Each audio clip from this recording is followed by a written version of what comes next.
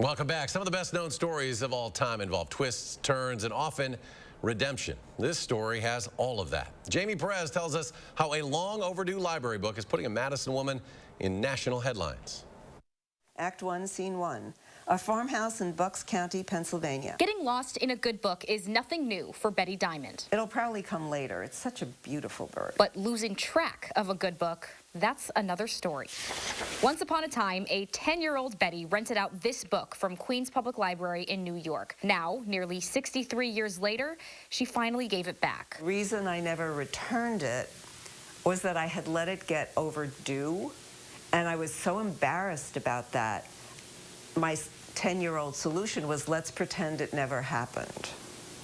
And so I ended up just keeping the book. After about 7 years, quite honestly, if we haven't gotten the book back, we sort of put our hands up and say we're never going to get it back. Nick Buron is the chief librarian at Queens Public Library. He says Betty didn't just return the book, but included a note explaining her story along with a $500 check. Late fees at Queens Public Library cap at $15 no matter how late. It was more like I really wanted to show my gratitude for the existence of the public library. Public libraries are an amazing institution. I mean, think about it. You walk in, they give you something for free, and they trust you to bring it back. That is just amazing.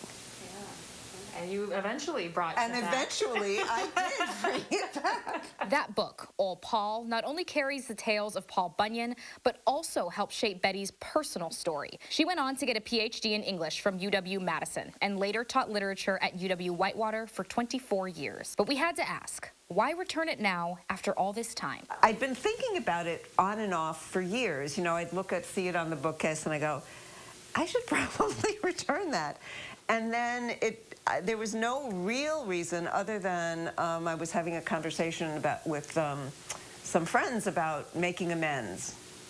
And I went, I am going to return that book. It's just time. Buron promised to keep it in a special place. I have never heard of a book being returned 63 years later from the original borrower in such great condition. The ending to a special tale, offering a timeless reminder. It's never too late to do the right thing. Do you have any other overdue books in your house? No, I do not. In Madison, Jamie Perez. Sonia sits, they both look out, staring into the distance. News 3 Now. Now this story comes full circle. The publishers of that book are putting out anniversary editions of work by that author. And after hearing Betty's story, they reached out to her and asked if they could give her a set of the new edition. So after all this time, Betty will end up with the book in her home, this time to keep.